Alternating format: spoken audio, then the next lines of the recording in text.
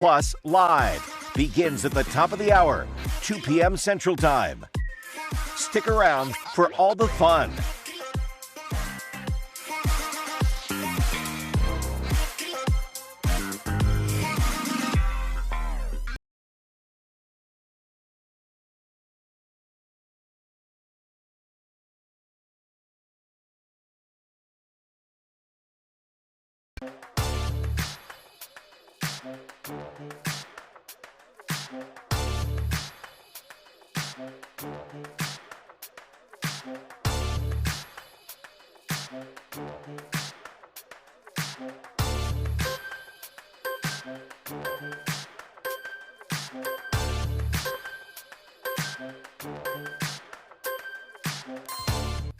In our neck of the woods, sports is tradition. Sports is passion. Sports is family. Sports is fun. Welcome to our house. This is Southeast Sports Plus Live with Simone Eli and Gerhard Mathangani. The college football playoff resumes with the quarterfinal round coming up this week, and SEC teams are all over the slate, still in the hunt for a national championship. That includes Ole Miss, Georgia, and Alabama, all set to play in the quarterfinal round of the college football playoff. Welcome to Southeast Sports Plus. I'm Gerhard Mathangani, joined by Patrick Walsh. And Patrick, this is the round that I feel like this time last year, all four of the number one seeds, all four of the top seeds that got the bye all lost in this round. I do think this year that what we're seeing with the seeding actually makes it a little bit better this time around, but you got to love the fact that we talked all year about 4, 5, possibly 6 SEC teams that were possibly going to make this field.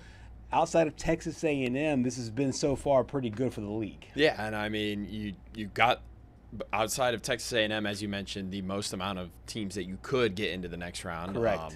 Obviously, you can't get both Alabama and Oklahoma into the quarterfinal round. But here's where we'll finally see, hey, the switch from the conference champions getting first-round byes automatically to just straight seeding will actually pay off in this round because, as you mentioned, last year it didn't go well for any of the conference champions. Yeah. None of them won. Right. And I know for Georgia, Kirby Smart's never going to look back at the past. He's always keep your eyes on the road, move forward, always about progressing through seasons and not dwelling on the past. But, I mean, for some of these guys, especially Gunnar Stockton, he's got to have a sour taste in his mouth 100%. After what happened last year. Yeah, 100%. I mean, the Stockton came in last year at the SEC championship game, remember, but then played well in the college football playoff game, but ultimately did not do enough to be able to pull off the win. They lost that football game. Now they have Ole Miss once again, and this is probably, of all the games that I find super intriguing, obviously Alabama-Indiana game to me is really intriguing. The Ole Miss-Georgia game really is as well because it's yet another one of these rematch games. We saw a pair of those coming up in the last round with Ole Miss playing Tulane, Alabama playing Oklahoma. But now we have a rematch here in the quarterfinal round as well with Georgia and Ole Miss. Yeah, and I like the rematches when the regular season game was actually kind of close rather than the Tulane Ole Miss rematch where it's a 5-touchdown game and nobody really cares.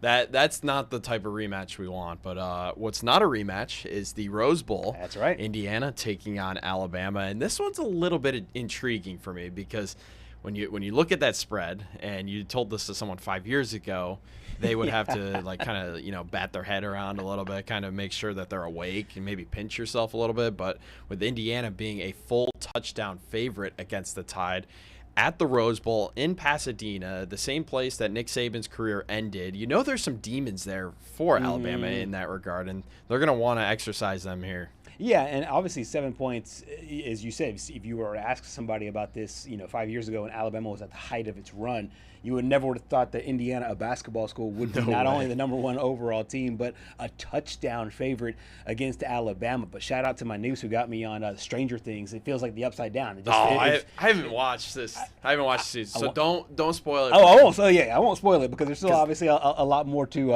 unfold there. I need to watch season 4 too. I haven't watched since season 3. I've been really bad about it. So I watched this kind of disjointed. So I watched season 1. And then I got a recap, a ChatGPT / my niece gave me a recap of season 2 and season 3. Yes. And then I watched the tail end of 4, and then I've been caught up now through 5. I wasn't a hardcore person, a hardcore Stranger Things person, but the way they're rolling out these final episodes here, it got me re-intrigued after season 1. But no, you're right. This is an Alabama team that goes into this matchup against Indiana, and I think that Indiana, given what we saw in the Big Ten championship game, they have certainly earned to be the favorite. I just think that 7 points seems to be a lot, especially after Alabama offense that has seemingly found their groove offensively, because they obviously going into that 4-game winning streak for Alabama when they beat a bunch of ranked teams, 4 ranked teams in a row for the first time in SEC play.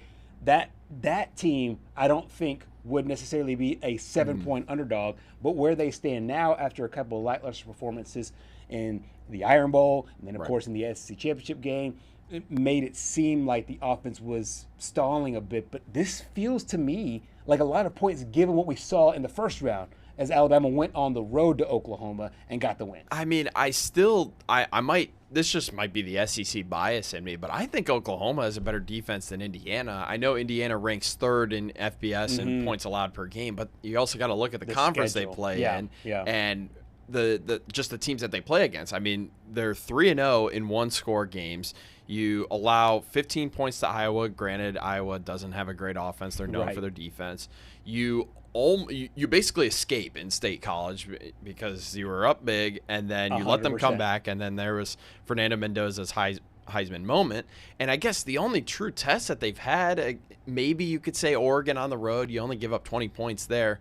But then against the number 1 team at the time in Ohio State in the Big Ten Championship, you only allow 10 points.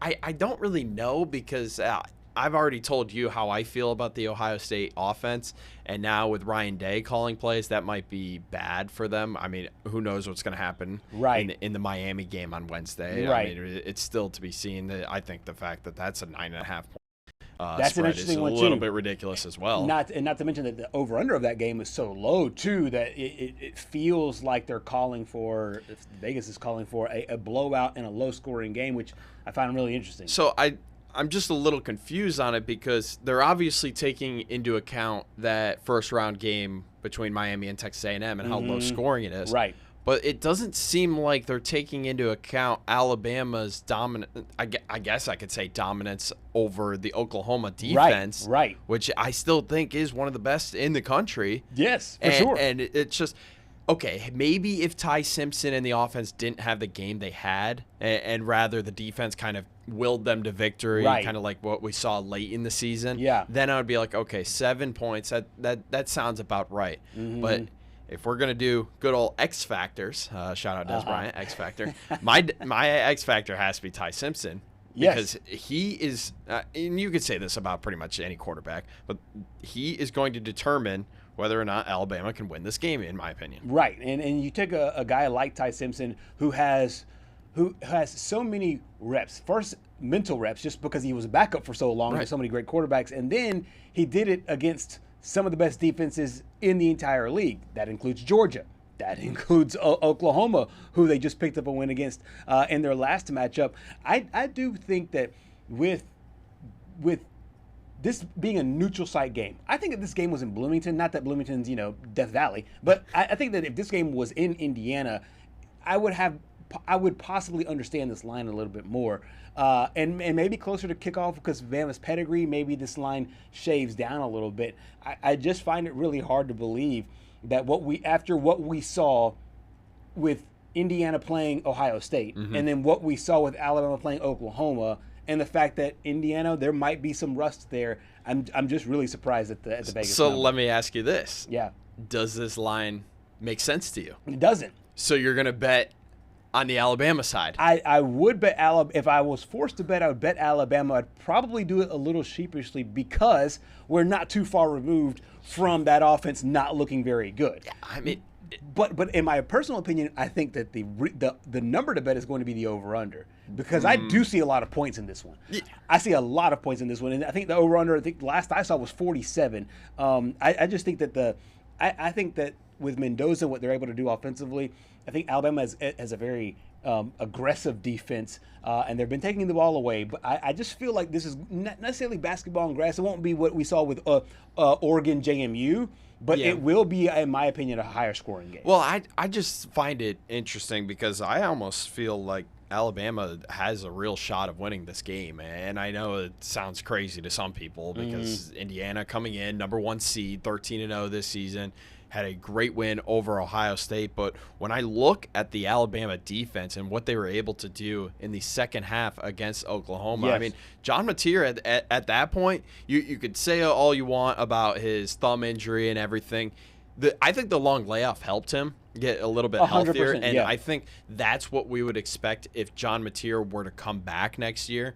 And they were just able to shut him down. I mean, all the credit in the world has to go to Kane Womack and what he did for the defense. But what I got from when Kane talked, I believe it was yesterday that he talked, he is so confident in that group that he's got on defense. Yeah. And I seriously think they might shut down Fernando Mendoza because Indiana's never been in this position before. Right. And I know you don't really want to talk about the past.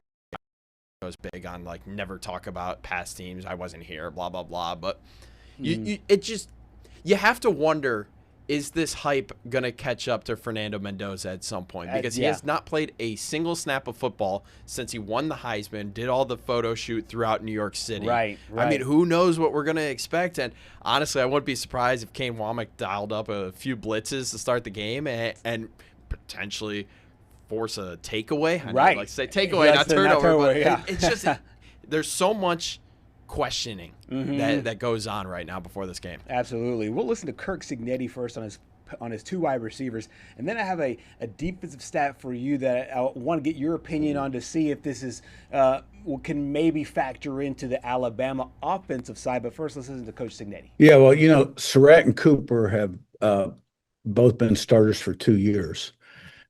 Now, when you look at the core, you got to include E.J. Williams and Charlie Becker in that group as well, who have made a lot of big plays for us this season. Becker, particularly, the last 4 games. But Surratt is a guy that just loves football. He's a football guy. He's got great hands. He's really good at contested catches. He's an extremely intelligent football player. He's got good size. And he made a lot of big plays for us. Started out at the Division I AA or FCS level, and then joined us at JMU, and then came with us to Indiana. Omar Cooper is from Indianapolis, was on the team in 23 and played a role in 23 the year before I came, and made big plays for us in 24 and has elevated his game in 25. And he's an explosive guy. He's really good after the catch, and just has a lot of potential and ability. And we saw with Cooper in the Penn State game, obviously made the incredible catch to keep their season undefeated, obviously went on to be the number 1 seed.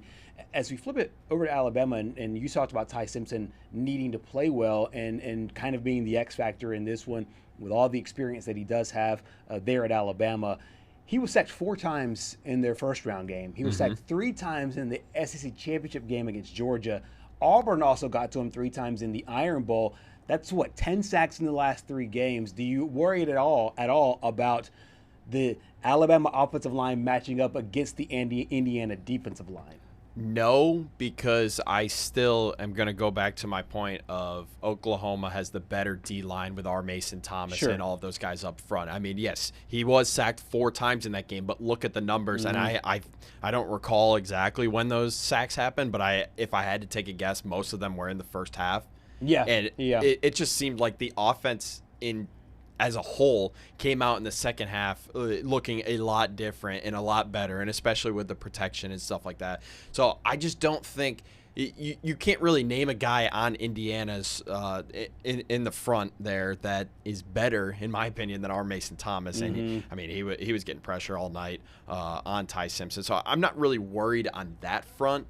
Right. Because Ty was able to settle into that game, and then eventually, they just pulled away. And I know Oklahoma tried to come back late and try to kick a couple field goals with their Lou Groza Award winner. Didn't end up happening, but they found a way to win games, and good teams do find a way to win games. Great teams cover, but so I guess Alabama is a great team because they did cover, but it's just, in my opinion, I just don't think the Indiana front's better than the Oklahoma front. I could agree with that, and obviously when it comes to Alabama and then their offense, if you are a person that is Alabama fan that wants to find something to be concerned about, it would be the running game. Obviously, I don't think it would be the passing game, but those sack numbers are.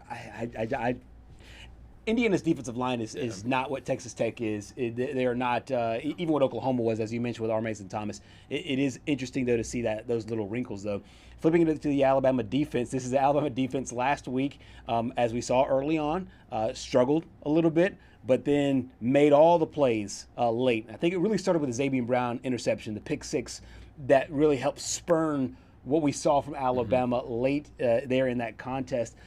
Now they enter a matchup against the reigning Heisman Trophy winner, a team that has not lost a game yet, and a team that, when they're rolling, I mean, they destroy teams. Speaking of, you were talking about, great teams cover.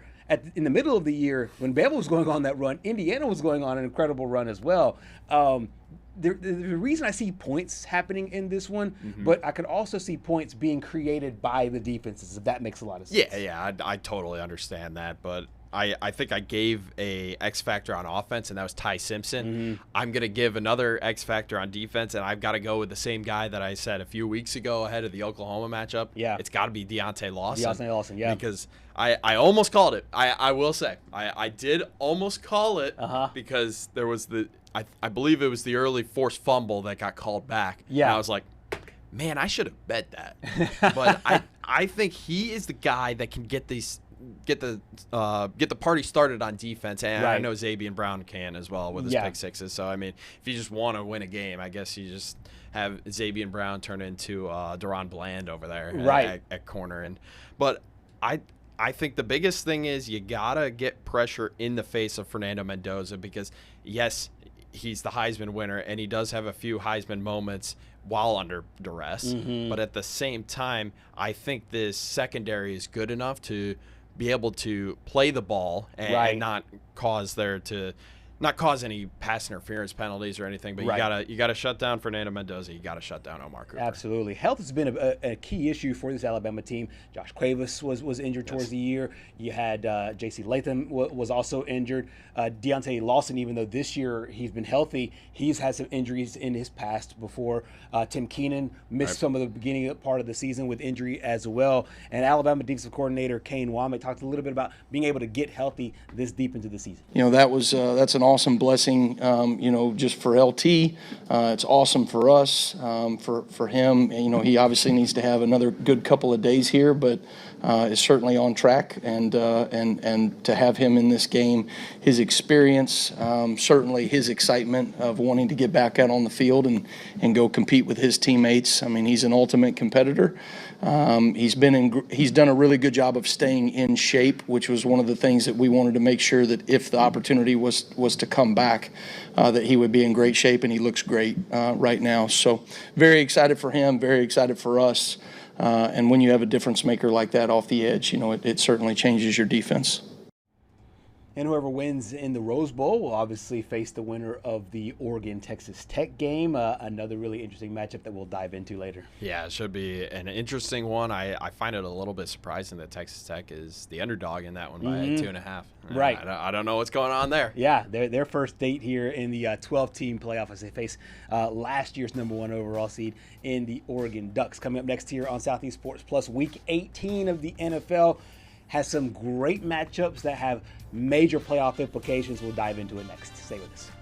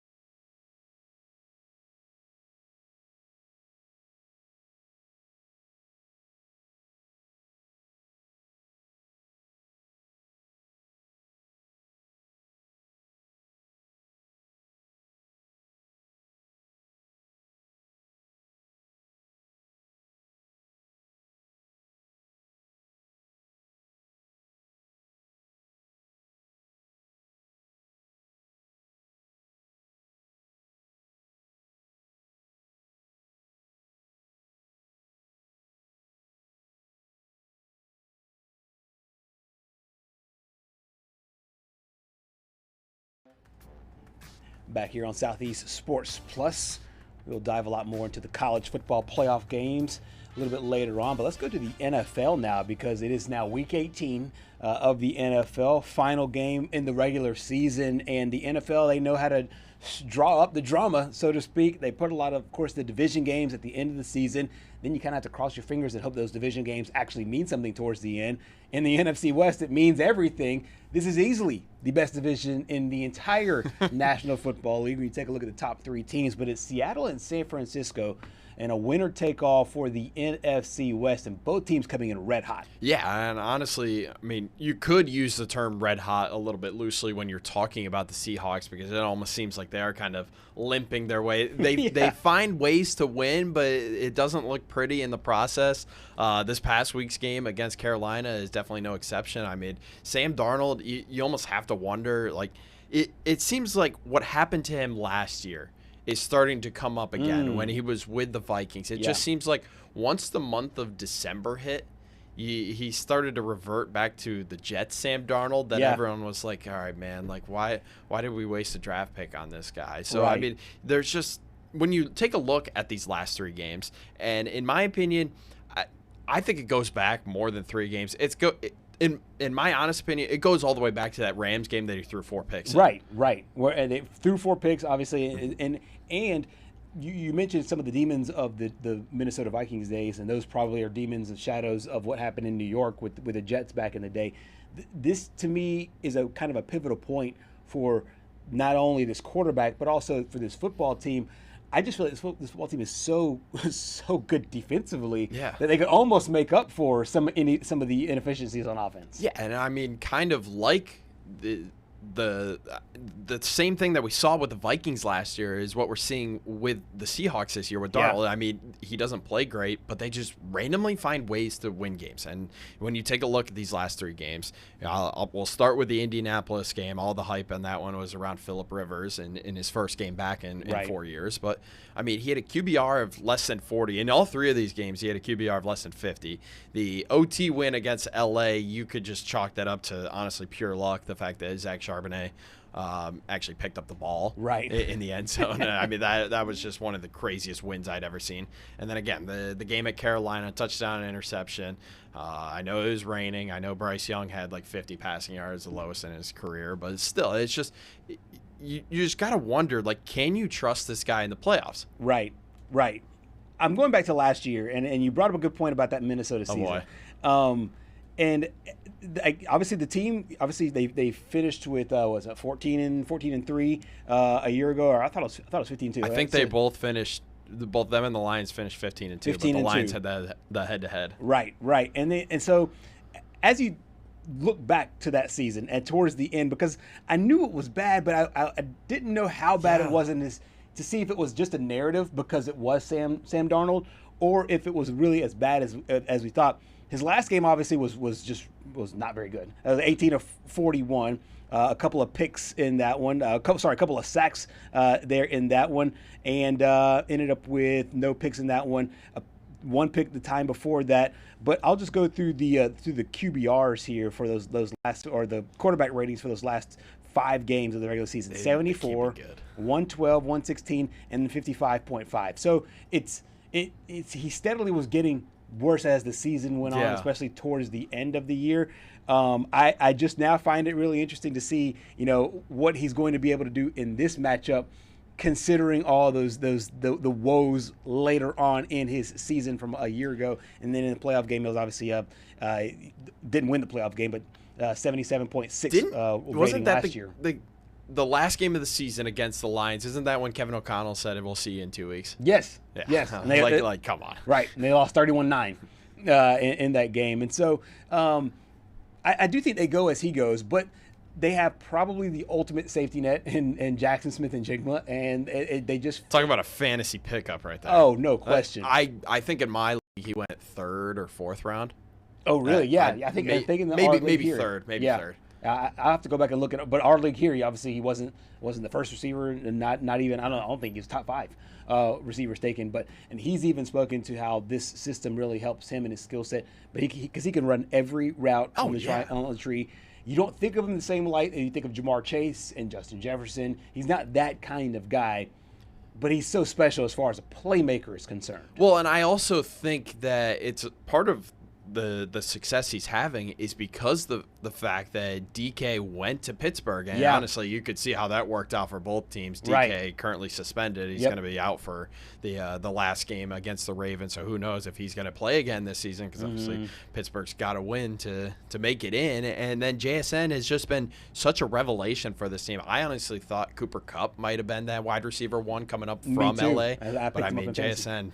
He's got it this year, and he's just been absolutely unreal for them. Absolutely. Another big weapon for them is their tight end there in A.J. Barner. We got a chance to hear from Sam Darnold on his tight end. Yeah, it's huge. You know, we all know what A.J. is capable of. You know, so confident in him as a quarterback. Obviously, he does a lot of stuff that people don't see. You know, things that aren't going to show up in the stat sheet, but he does a great job. You know, in the pass game as well when we need him to, and he stepped up in a big way for us there today.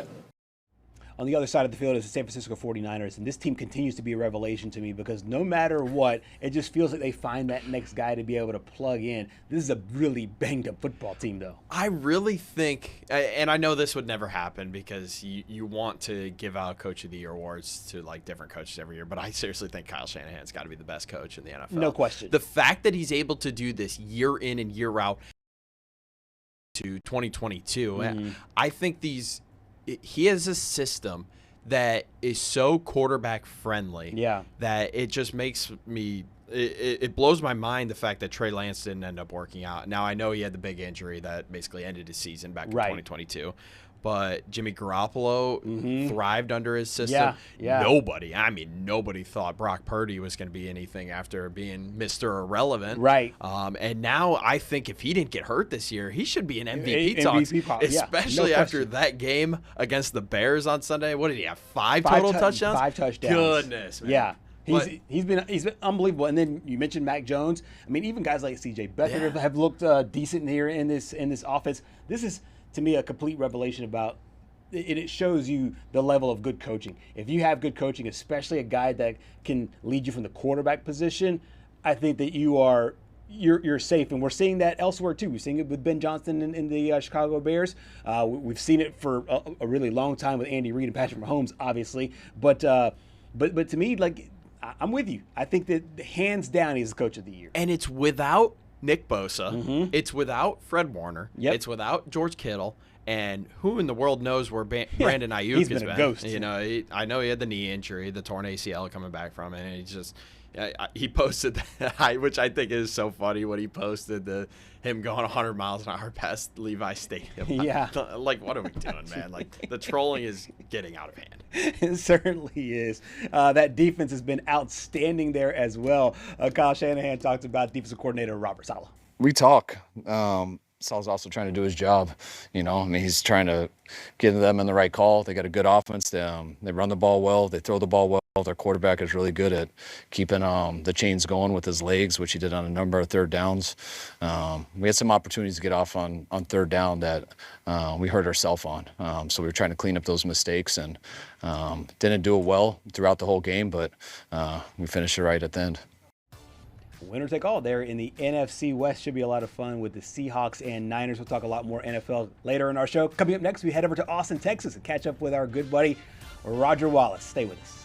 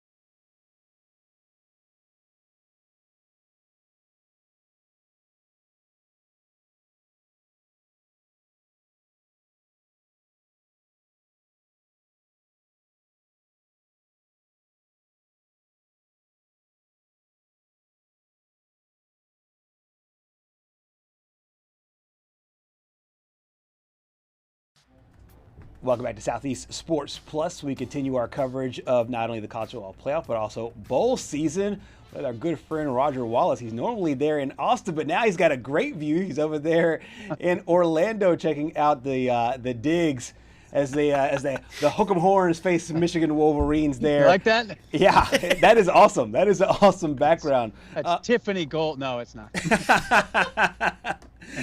Roger, we were talking during the break, and I actually want to bring this conversation to the light here about just how much the bowl games have changed over the course of the, maybe the last 20 years or so with the adoption of the college football playoff. How different is it now that you're covering a bowl game as compared to a college football playoff game that you had in the past?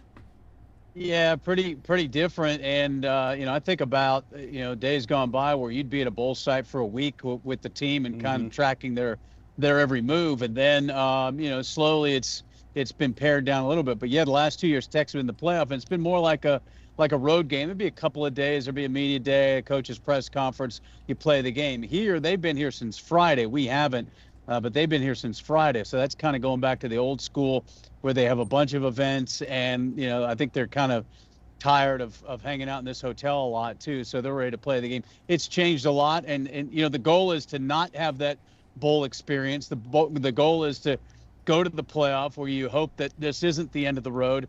Like Texas now knows, and Michigan, they know this is the end of the road. Season ends around 6:30 Eastern time on Wednesday, and then it's rinse and repeat and try to build into a roster. So a little different feel the last couple of years covering the playoff as opposed to the traditional bowl game, which I guess, I'll buy into it. If you're going to go to one, Citrus Bowl, they do get the top pick in the SEC and the Big Ten. So probably one of the more prestigious non-playoff games. But, that's little consolation. And I was going to be outside poolside for you guys, but it's like 50 degrees outside. So Mother Nature didn't we don't even have that. Everything's falling apart, but it seems like every time we talk to you about this bowl game, it seems like there's just a new development every time. And now I have to wonder, who is Texas going to roll out at the running back position? Because the entire room's in the portal. Yeah, this started mid-season with Jarrett Gibson going in the portal, and from there they've just dropped one after another. Trey Wisner was the big surprise last week because he went through practice, and then they got the break before they went home before the holiday, and then he announces, so clearly somebody got in his ear, or as Sark talked about today, some agent asked for an amount of money that wasn't realistic. And yeah, you start with Gibson. Ricky Stewart was a guy that probably saw the handwriting on the wall that he wasn't going to see a lot of playing time. Baxter, you're not surprised. Coincidentally, Baxter and Gibson, both from the state of Florida, would have been homecomings for both of them. But Wisner was the wild card here. He's a Texas guy. He's from DeSoto, south of Dallas. He climbed the depth chart. He's kind of the offensive version of Michael Taft, kind of bleeds burnt orange, does everything for the program, waited his turn. And so, for whatever reason, and there are a myriad of possibilities, he decided to go seek out a different opportunity, i.e., you would think more money, right? Right. That's the realistic thing. Yep. So, yeah, there's Christian Clark. He's a sophomore, but he's really a freshman. He missed all last year with the injury. And then from there, you've got James Simon, who's carried it, I think, 29 times. And then you've got Michael Terry, a true freshman who they've moved around a little bit. And Ryan Niblett, their punt returner who lines up in the backfield. But you kind of know what you're going to get with him. They're probably going to swing him out and try to get him the ball in space. And that hasn't really worked out because I think it's been so obvious what they want to do. He's been really dangerous as a returner, but hasn't done a lot on plays from scrimmage. So, yeah, that's a big issue against this Michigan defense. And the other thing, guys, Trey Wisner was great at blitz pickup. And right. So Arch Manning's fortunate that he's got his offensive line intact. But now you trust these young guys, and if I'm Michigan, you're blitzing these guys all the time. That's what Florida did. They really got to Arch there, and I think he's going to see a lot of heat. And then you get to that conversation about business decisions. If in fact Arch takes a few hits, and then Sark said today, we're going to try to win this game, and whoever I have, I'm going to try to win.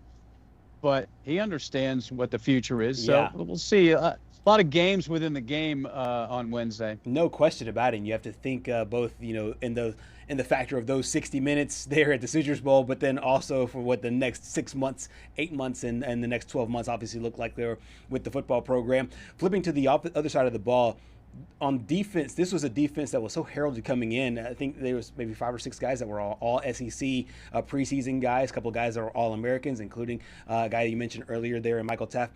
What do you feel that is the key for this defense as they match up now against a Michigan team that obviously has some highly touted guys, namely and Bryce Underwood there in company? What are some of the keys for this defense as presently constructed?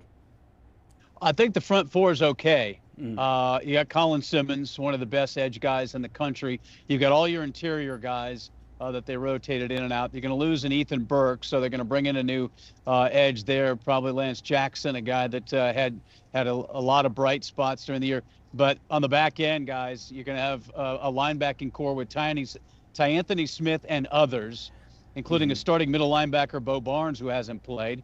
And then you're going to have a secondary with a lot of young guys. Jelani McDonald will be back there. He's coming back. He says he's coming back. He still have portal season, but he says he's coming back. So that's your key back there. But you don't have a Taft. You don't have a Malik Muhammad. You don't have a Jalen Gilbo. So you don't have any of your linebackers other than Anthony Smith, Anthony Hill, Leonga Lafau, and Trey Moore. And you don't have Ethan Burke. You don't have Anthony Hill. So it's pretty amazing that they're without 7 starters. We talk about this every year since Christian McCaffrey, sat out the Sun Bowl about opt-outs. We've never seen it this drastic, I don't think, for a team that's, was right on the doorstep of playing in the college football playoffs. So, Sark says he's looking forward to seeing some young guys. I'm sure he'd love to have some of those veterans back. You don't have your defensive coordinator, by the way. Will Muschamp was with the team. Now he's with his son, Vanderbilt, playing tomorrow over in Tampa. So his son, Witt, is a backup quarterback at Vanderbilt. So he's there. I don't know if he's going to make it back or just meet up in Austin. So, yeah, you got a lot of changes on that defensive side of the ball to try. Michigan's not an overpowering offense, but I'm sure Chip Lindsey's kind of licking his chops thinking, okay, I got a shot here with my freshman quarterback to do some damage on Wednesday. No question about it. We got a chance to obviously hear from Coach Sark and interim head coach Biff Poggi on this matchup. Hey man, I like to compete, and I've never gone into anything that where you don't try to go win. So whether that's with young people, old people, whatever that looks like, that's my responsibility. And so I've never, this isn't some sort of exhibition or something, man. We're trying to win the game. We're going to do whatever we can do in our power to try to go win the ball game. I think that's first and foremost. It's the Citrus Bowl, and you're playing against the University of Texas, who was the preseason #1 ranked team in the country, who, in my opinion, should have gotten one of those bids. And so our kids are excited about competing against them. And, the only other SEC team we played this year, we got beat pretty good by Oklahoma, at Oklahoma. So our kids are looking forward to playing. And if you can't get excited about playing against Texas, then you might be in the wrong sport.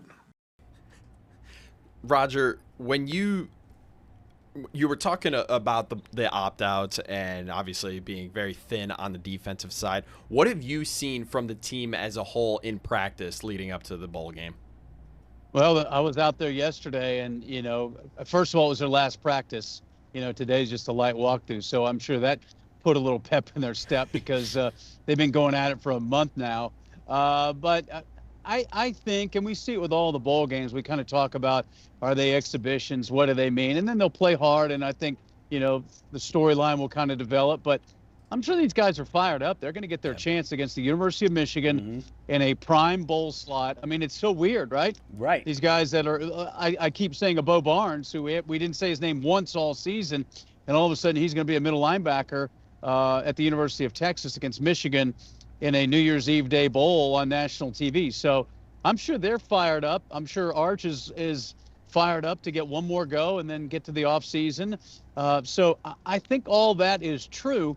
it's just kind of weird. And I wanted to ask Sark, we ran out of time today, about, I imagine it's kind of fun for him as an offensive guy to have this challenge ahead of him for the last few weeks and, kind of get in the lab a little bit. And on the flip side, you're not really going out there tomorrow with your 2025 team. How weird is that as well? It's not an excuse, just a fact. Right. That these aren't the guys that won 9 games, lost 3 games. And so it's just odd. Yeah. The whole thing is odd. And we haven't even addressed Michigan. Yes. I mean, Biff Poggi's up there today watching Sark answer questions about what Michigan's getting in Kyle Whittingham. Yeah. How awkward is that? Yes, exactly. And he may have a chance to stay on the staff. He kind of held it together, and if they win tomorrow, that's a 10-win season when things could have gone south. So it's just weird on that side, and they've had fewer opt-outs than Texas. So credit to the staff for keeping them together. And now I think Kyle Whittingham, I think a lot of players are going to be excited about that. They've got a proven guy. But he did say maybe 12 to 15 they'll be without. It's not as certain as Texas. They'll be without a couple of key defensive players. But for the most part, they're going to be more whole, I think, on both sides than Texas will be. Absolutely. I find it absolutely intriguing, the fact that these two programs have only met 3 times ever, considering just how story-rich this is. To football fans that obviously see these two names, see these two logos, and it's a kind of a blue blood game. And you mentioned with the players, just situationally, they're really excited about this. How's the casual fan in Texas, bringing this, thinking about this game? Do you expect to see a large contingent of fans that are Longhorn fans travel from Austin to Orlando? Because it seems like if you're just a football fan of either one of these programs, to see these two teams, these two helmets, these two logos match up would be pretty intriguing. Yeah, and I think because they have such a huge alumni base all over the country that they've probably got a lot of alumni in Florida. And then there's a certain group that's going to travel. They've had these plans known for a month, so you can plan around it and come to Orlando and do all the things you can do in Florida over the holidays. I think for the casual fan, they'll turn it on tomorrow, and they probably won't think about it very much after it. If they get a 10th win, yes, that'll be cool. It'll be the 3rd straight, so that hasn't happened since 2009. But again, I go back to it's more important, I think, stay healthy. It will be some value in some guys playing, but I don't really subscribe to that. The bowl game is a launching point into the next season, more so now than ever because of the roster turnover. Right. I mean, Sark and his staff, Brandon Harris, their general manager, and he's walking around the hotel with a phone glued to his head because they're doing all the wheelings and dealings before the portal opens. So I don't subscribe to the whole this can launch you. It could launch players. Especially, defensive guys with Will Muschamp. For sure. Who gets to watch them. But I think Texas is going to be a top 10 team regardless of what happens tomorrow next season, primarily because Arch Manning is back and they'll have a lot around him. And they'll find some guys in the portal. Will they get a home run hitter at running back is the big question, of course. All eyes on Jaden Ball at Florida. The kid out of Jacksonville State, Cam Cook, who led FBS, he's from Austin. He's from Round Rock, outside of Austin. Started at TCU.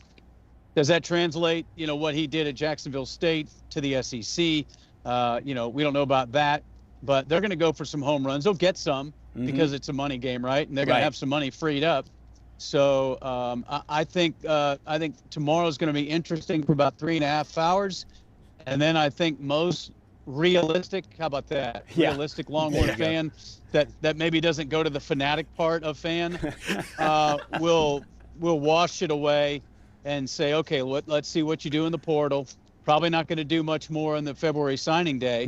And then what does this roster look like moving forward compared to other rosters? Who's going to stay on that quarterback merry-go-round? Longhorns have been fortunate, maybe that's been fortunate. Right. They haven't had to get the one and done. I mean, you look at an Indiana, and obviously it's worked out well to get the one and done. Yeah. And they're going to be back on that again. I don't think they're going to stick with Alberto Mendoza because they can attract top players. Anybody right now. Yeah. I think tomorrow I won't call it an exhibition. I know that's irritated Sark, but if they win, I don't know if fans will think a whole lot different unless somebody really emerges, like maybe one of the freshman receivers that haven't played much. If they shine a little bit, but for the most part, I think it's a game. And then no matter what, people are going to be worried about what happens in the portal way more than what happens in the ball game. No question. That was excellent insight, not only on this game, but what this means for this team as they move forward. Looking forward to 2026. We'll also catch up with you next time on the hardwood as both Texas men's and women's basketball teams get into the heart of SEC play. Roger, number one, thank you for your time. And number two, safe travels as you go from Orlando back to Austin. And number three, stay warm in Florida. Isn't that it's brutal, isn't it? It's brutal. Exactly. Love to complain about stuff like that. Thanks, guys. I know it. You're the best. Thank you, man.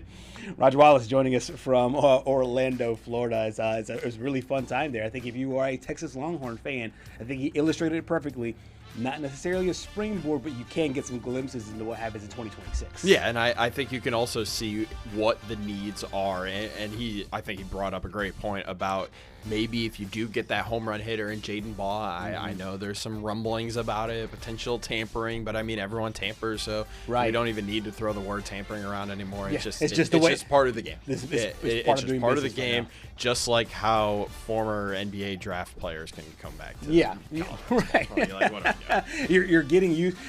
This term was used a lot during COVID. I think we're using it now during the college sports. It's a new normal, and there's just a new normal that happens in college sports, and that is one of them as teams now get ready for 2026 that are not in the college football playoff. We will talk more NFL and college football playoff as we wrap up hour number one next here on Southeast Sports Plus. Stay with us.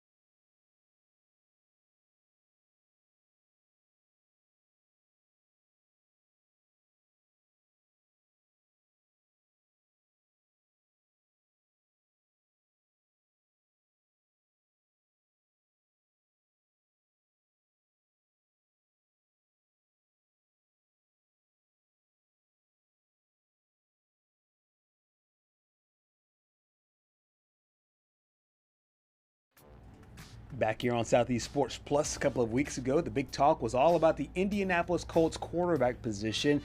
Riley Leonard came in after Daniel Jones got hurt, and then it was a very quick decision for the football team to go with Phillip Rivers as their starting quarterback. Of course, now they're 8-8 and out of the playoff hunt, so now they're going back to Riley Leonard, the rookie 6th-round draft pick for the Indianapolis Colts. It's a really cool situation here. I think if you're a fan of whether it's football in the South and or high school football, because Riley was obviously a great high school talent. Phillip Rivers is a great high school football coach, but now Rivers will go back to the sideline, and Leonard will get a shot. And I mean, you've brought it up a couple times on this show, same town and everything, Fairhope, Alabama. Yep. And Riley went to Fairhope, St. Michael Catholic, where Philip Rivers coaches, is in Fairhope. So, I mean, I think this is the right decision. I think you go to Philip Rivers just to see, hey, does he have anything left in the tank? At the time, we were still in contention for a playoff spot. Right. Now that that's gone, you can use some of Philip Rivers' mentorship and his just knowledge of the game to help Riley Leonard in the final start of the season. And I really do like this call. And it's not saying like, hey, Philip Rivers has done a bad job, so Right. just because Rivers played so bad, they're going to Riley Leonard. I mean, yeah, he went 0-3, but for a guy that literally just came off the couch, was watching football on the couch on Sundays, to throw for 4 touchdowns, the 3 interceptions. One was late in the game, in his first game, just trying to force it down the field. I think he did really well. Absolutely, so do I. And I think that if you're looking at it from a straight wins and losses perspective, people will say, okay, you went 3, but I mean that second game. There on Monday Night Football, the defense gave up almost 50 points in that game.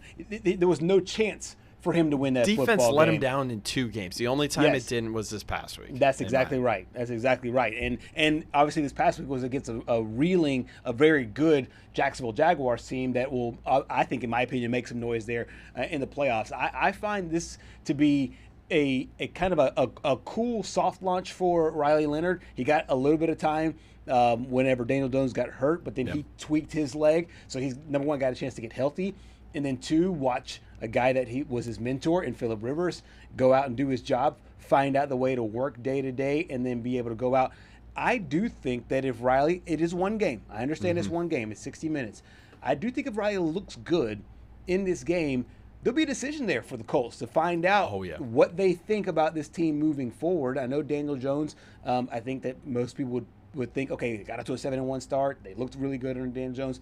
But this could be a chance for Riley Leonard to set himself apart from some of the other rookies, even though it is just one game. Yeah, I mean, it is one game, but you have to expect that Daniel Jones is going to be out for the start of next year. So you're basically looking for, all right, who's going to be that quarterback until Daniel Jones gets back? And then, again, it's an Achilles injury. And in my opinion, I don't think the medicine has caught up to that of torn ACL injuries yet. Correct, yeah. Because it seems like when you tear an ACL in today's world, you usually come back and you're just fine. Right. It's hit or miss with Achilles injuries. Sometimes you come back great. Sometimes you never recover. And we don't know what that's going to look like for Daniel Jones yet. And I think this is a great opportunity for Riley Leonard, known as a dual threat quarterback. I know he was very elusive over in Notre Dame and helped lead them to the national championship game with Jeremiah Love, with Jadarian Price. So I think he kind of has his own Jeremiah Love over there in Jonathan Taylor. But this team, as we've seen all year, this team goes where Jonathan Taylor takes them. Kind of had that dip in the middle of the season. Teams started taking him away, and then the injuries started to rack up. So I mean, we'll see what happens here. And I don't want to say a meaningless final game of the season because you got guys playing for jobs. Obviously, Riley Leonard's still playing to be the QB1 for next year. Right, and even Philip Rivers spoke to that in his last press conference after the post game of the Jacksonville game. He said there's nothing meaningless. Like there are no meaningless games, meaningless reps, meaningless practices. You have to take everything, like, not only that it means something, but it is a big deal. And I think for Riley Leonard to be able to do so, he can set himself apart from Anthony Richardson and some of the other guys that will be competing for that job. I find it interesting to me that he is in this position to where he can really elevate what the franchise thinks about him as they move forward. Yeah, and I think he can, if he has a good enough game, he's going to be QB1 next year because I think the Colts honestly have seen enough out of Anthony Richardson. I have. I mean, I would think that they have seen enough there as well. And it's very, very good defense he's going up against. It's D'Amico Ryan's Houston Texans defense, and they have been absolutely outstanding here in 2025. Coming up next here on Southeast Sports Plus, it is hour number 2. Stay with us.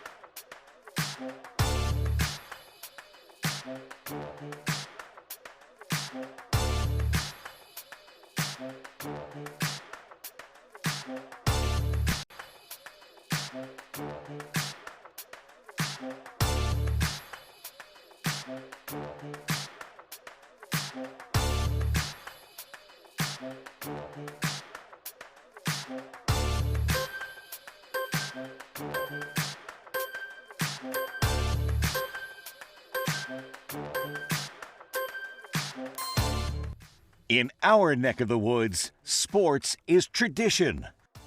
Sports is passion. Sports is family. Sports is fun. Welcome to our house. This is Southeast Sports Plus Live with Simone Eli and Gerhard Mathangani.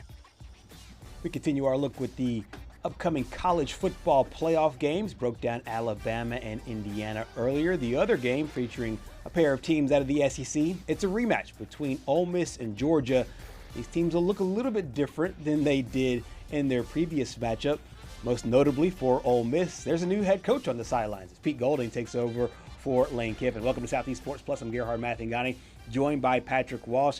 And Patrick, if you're an SEC football fan, all you got to say is Georgia and Ole Miss in New Orleans, in the Sugar Bowl, and the stakes have already heightened. That's a place that the SEC fans know, really love. It's a venue that a lot of SEC fans know and love, and it will now be the site for the quarterfinal game and the winner trying to get to the Final Four. And I think that the SEC faithful are happy that this is the Sugar Bowl and not the Rose Bowl matchup. Obviously, Alabama is going out to Pasadena to play in the Rose Bowl, but you'd rather have SEC on SEC action in the postseason within the regional footprint, and New Orleans is definitely that. You've got Baton Rouge right up the road, so who knows what Lane Kiffin's going to be doing. Maybe he makes a secret appearance. So I believe it's, an hour away? Yeah. I mean, he was probably secretly watching that game last week as well, trying to see, hey, am I going to get my bonuses? Come on, Charlie Weiss Jr., get me my bonuses.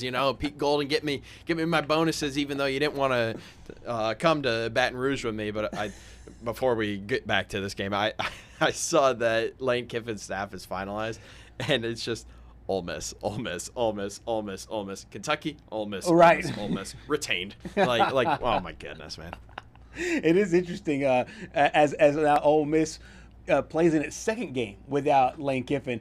I thought going into that first game there was going to be a level of how much is this team distracted. And it really felt like against Tulane at the beginning of the game that they knew exactly what they needed to do. And I like teams that have a bit of a runway before they go into these college football playoff games.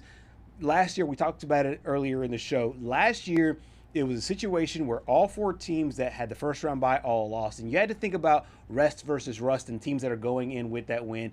In the NCAA tournament, we've seen a few teams, VCU comes to mind, of teams that went from the first four to the Final Four. They just got a runway. They got a chance to play a game.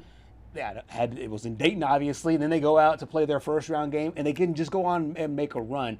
I know you have Ole Miss as far as in your bracket going to the championship, but do you factor in any of that too, just how long it's been since Georgia played and the fact that Ole Miss just got off the field? Yeah, I mean, I think you have to factor in the fact that I believe it's going to be 26 days when this game kicks off, since Georgia last took a snap against Alabama in Atlanta in the SEC championship, and that's a long time. I think it worked out.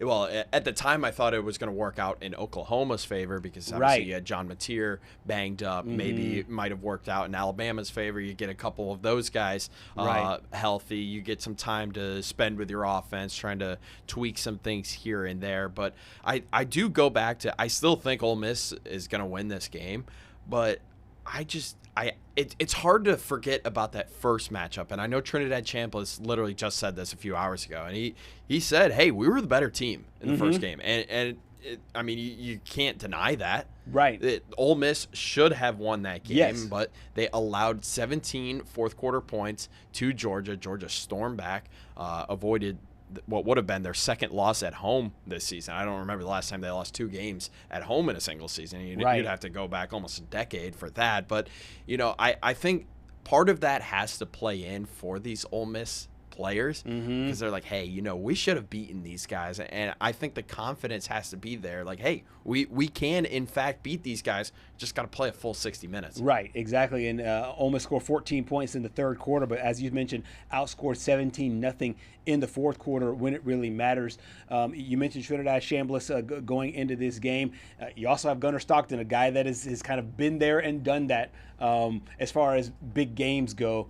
Where do you find the edge here with these two quarterbacks that one obviously has had a really good regular season coming in for Austin Simmons, and the other one kind of had that runway from a year ago and was the leader all year? Well, I mean, when you look at how these two quarterbacks played in the regular season matchup, I mean, pretty even outside of the passing touchdowns. Gunnar Stockton, when you think about the situation in the game, they were coming from behind, so obviously you're going to throw it more. And I think that was Lawson Lucky's 3 touchdown performance against Ole Miss there. So, I mean, he's going to be a guy that he's going to look to target. Obviously, Zachariah Branch is another guy that Gunnar Stockton likes to target. But if I'm looking at these two quarterbacks, I don't know. I almost want to say Trinidad's the better quarterback.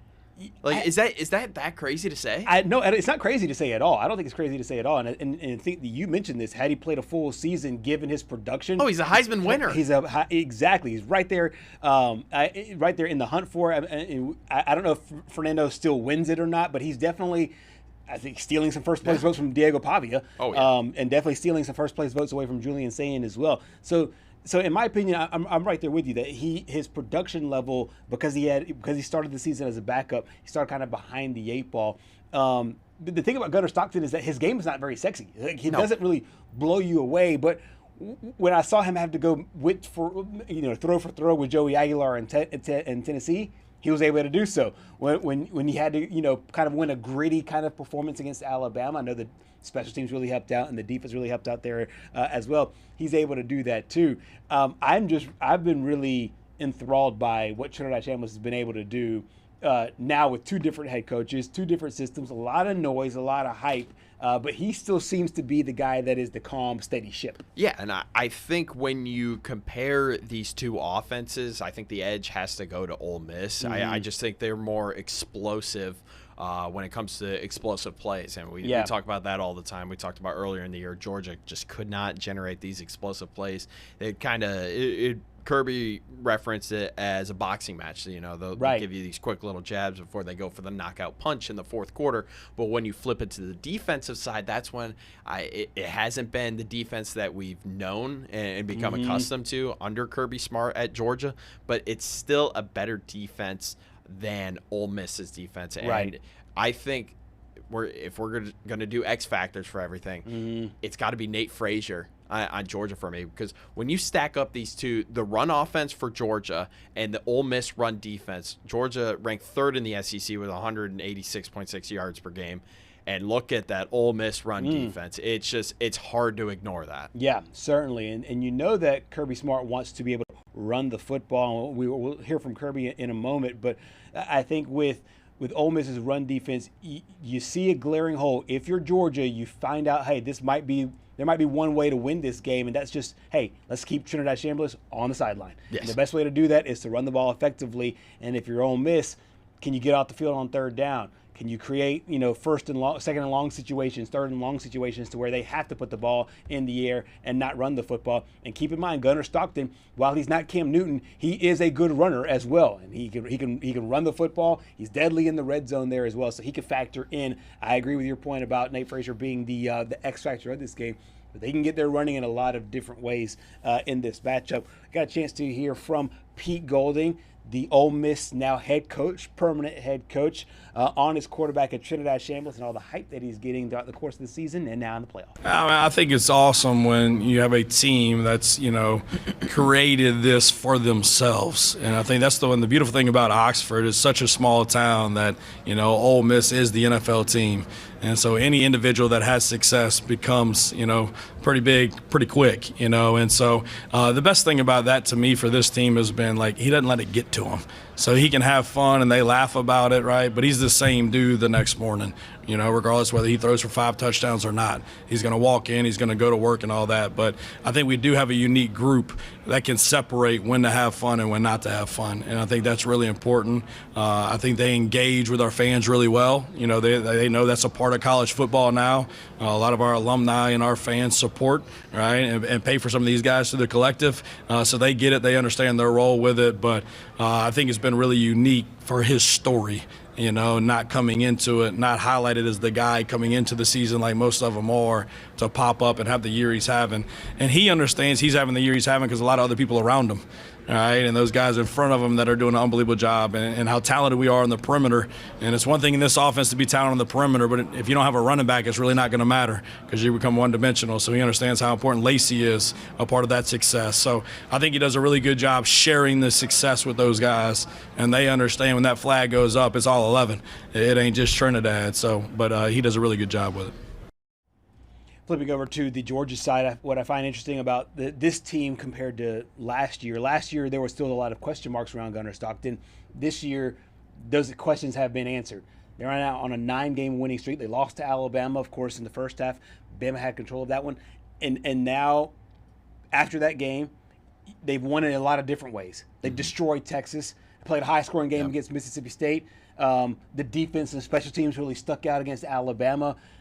To me, Georgia, if you're asking me who can win a 44-41 game and who can win a 16-9 game, to me it's Georgia. I feel like Georgia can win in multiple ways in this matchup. What do you find Kirby Smart and company as they go to this one? Well, I almost don't know how to feel about this Georgia team because, yes, the record shows, the one game they lost was just because Alabama dominated the line of scrimmage and time of possession to basically give Gunnar Stockton and Georgia literally no time to do anything with it. But nothing really stands out to me about this team. They're not excellent at one category. They're just above average in everything. And I think that's kind of been the recipe for success for them. But I brought up the fact that it's going to be 26 days since they last played a game. And it's hard to also ignore that after you've been on such a groove. You've been playing some of your best football as of late. The defense has started to come around and play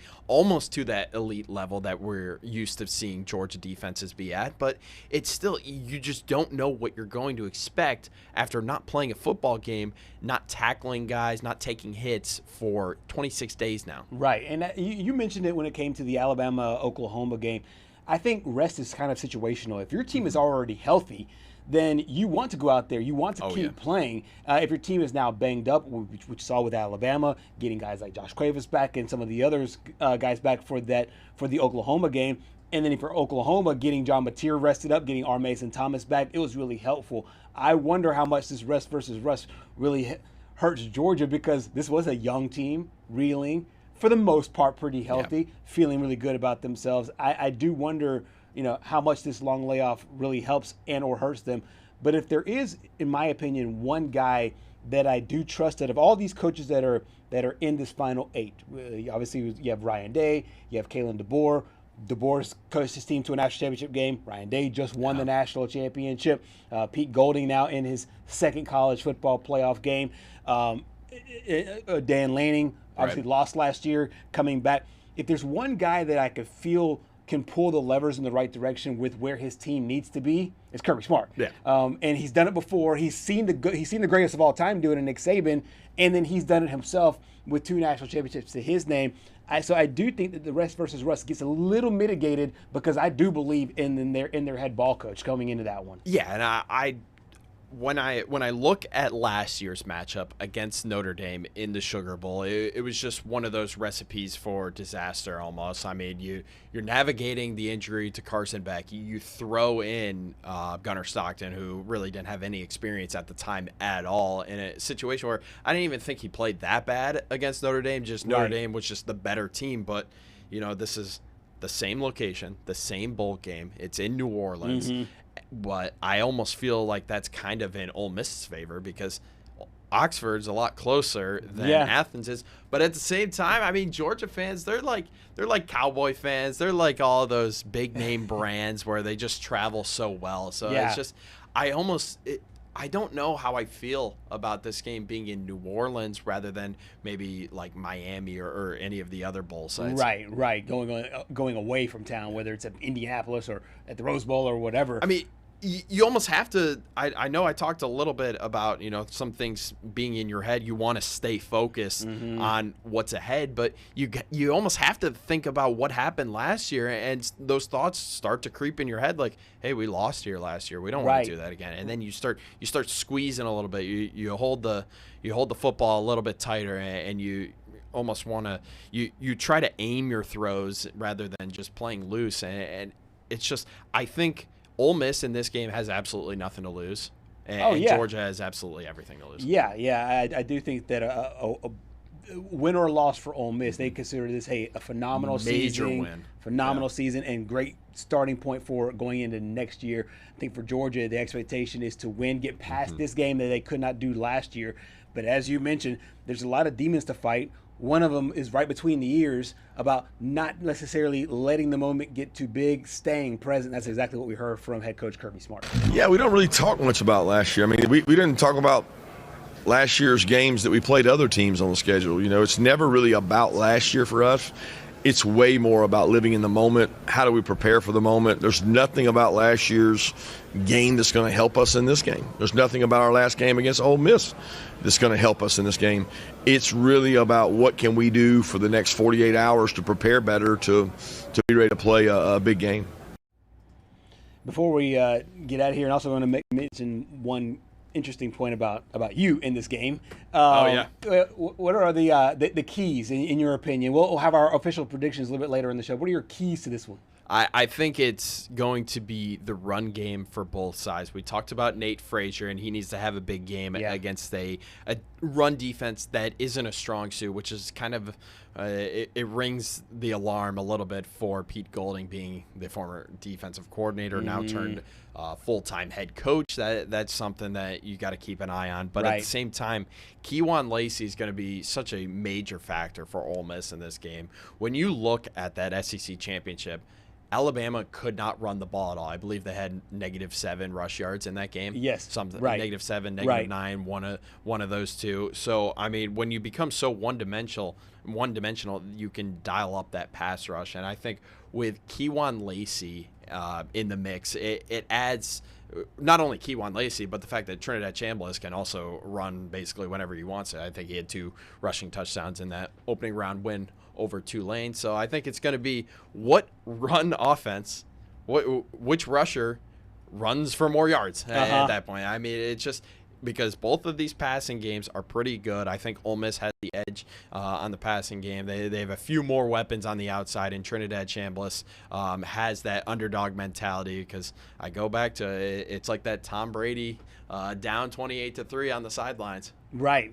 And I do agree with that. I think that if you do have a solidified game plan, then you do give yourself a great chance. As far as my keys go, I'll actually start with Pete Golding and his unit, that defensive unit. Can they force some turnovers? Yeah. I think that this game with Ole Miss has to be won in the margins, in kind of the same way that Georgia beat Alabama. You have to win defensive special teams. I think that if Ole Miss can create some turnovers, whether it's causing some fumbles with Nate Frazier, intercepting Gunnar Stockton, and giving Trinidad Chambliss and the offense some short yardage situations to be able to score and give themselves some easy touchdowns. You just can't expect to go 70, 80 yards multiple times against this Georgia football team. I think the Ole Miss defense, if they are to win, it would have to be through that way. It'll have to be through the margins there. And I see a really interesting matchup. Who knows? Maybe we'll see another crazy special teams play that's going to decide the game. I will be there in person, I'll see it with my own 2 eyes, heading out to to New Orleans tomorrow, so looking forward to it. Should be a fun time. First time actually getting to go to New Orleans just for fun and just because we were there for Sunbelt Media Days. Right. We were there for one night. Right, right. I think we just had tacos, so I'll have some maybe a little bit nicer food than just tacos this time. Exactly. You better. I think a lot of New Orleans fans would say, hey, look, if you're going to enjoy our city, we're a food city. You go and enjoy some really good check food. out the French Quarter. Exactly. Coming up next here on Southeast Sports Plus, we go back to the NFL, another winner-take-all big game in the AFC. We'll break it down next.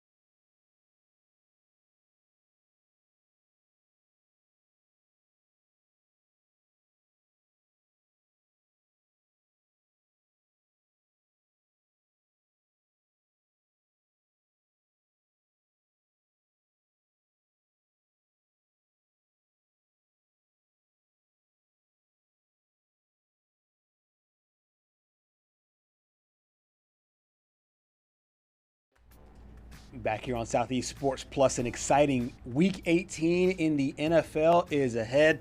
A lot of winner-take-all situations, and you talk about some of the marquee staples in the NFL and two programs, two franchises that are they just represent playoff football to me.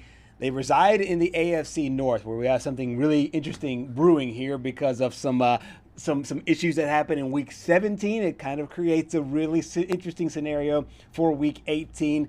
The Baltimore Ravens and Pittsburgh Steelers in a winner-take-all situation. The Ravens, I'm holding up a 4 because the Ravens had a 4% chance before Week 17 to make the playoffs. Wow. Because they need the Steelers to win out and Baltimore to win out. Yep. And what happens?